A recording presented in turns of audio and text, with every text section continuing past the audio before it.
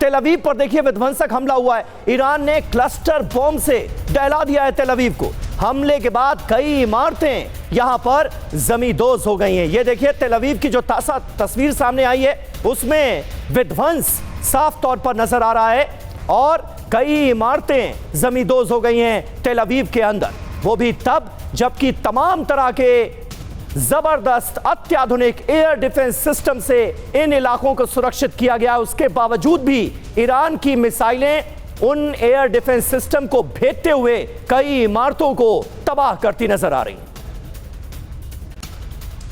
और इस बीच अमेरिका का ईरान पर हवाई हमला, यूएस सेंट्रल कमांड ने जारी किया वीडियो। इन तस्वीरों को जारी करके इस हमले की पुष्टि की गई है। अमेरिका ने हवाई हमले ईरान पर किए। और वहीं इराक के इरबिल पर ड्रोन अटैक हुआ है। कुर्दिस्तान इलाके में यह हमला हुआ। अमेरिकी एयर डिफेंस ने ड्रोन को रोका।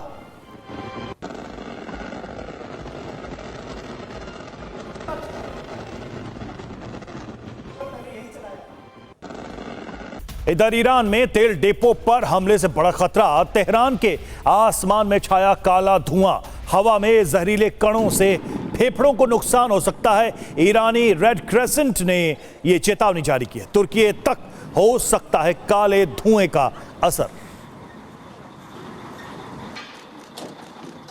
तो देखिए तेहरान में तेजाबी बारिश की आशंका है। जिस तरह के हमले हो रहे हैं, जिस तरह से ऑयल डिपोज को, तेल रिफाइनरीज को निशाना बनाया जा रहा है, उसके चलते ये संकट गहराता हुआ दिख रहा है। तेहरान में अमेरिका इजराइल के हमलों से काला धुआं छाया हुआ है। जगह जगह आसमान धुएं से ढक गया है और कई जगहों पर तो सूरज की रोशनी भी नजर नहीं आ रही। लोगों को घर में रहने और बाहर ना निकलने की सलाह दी गई। तेहरान में पीने के पानी पर भी खतरा मंडराता नजर आ रहा है। ईरानी रेड क्रेसेंट ने बाकायदा इसे लेकर चेतावनी जारी की।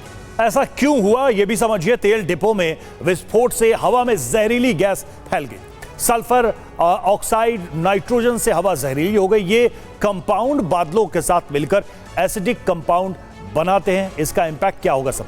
जी हाँ, इसका इंपैक्ट सबसे बड़ा यह है कि तेजाबी बारिश हो सकती है और अगर ऐसा होता है तो ये वहां के लोगों के लिए बहुत खतरनाक होगा। फेफड़ों को नुकसान पहुंचाएगा, मिट्टी और पानी को दूषित कर सकती है, पेड़ पौधों को नुकसान पहुंचेगा और फसलों पर भी लंबे समय तक असर पड़ेगा। तुर्की तक फैल सकता है बीमार करने वाला ये काला धुआं। इसके आसार बढ़ते नजर आ रहे हैं। ब्रिगेडियर विनोद दत्ता हमारे साथ मौजूद हैं।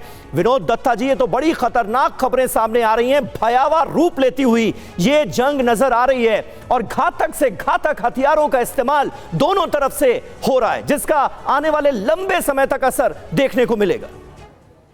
हाँ बिल्कुल समीर, आपने ठीक कहा, क्योंकि देखिए विश्व एक ऐसी स्थिति की तरफ जाता दिखाई दे रहा है जहां कोई there is no method in madness, और यही चीज देखने को मिल रही है। यहाँ अमेरिका की या उसके जो अलाइज हैं उनकी शक्तियों को इस तरह उनका गलत इस्तेमाल किया जा रहा है कि मानवता पूरी तरह त्राहिमाम है। और इस समय अगर यूएनओ जैसा ऑर्गेनाइजेशन, जो अगर पोटेंट ऑर्गेनाइजेशन होता तो शायद ये स्थिति नहीं होती।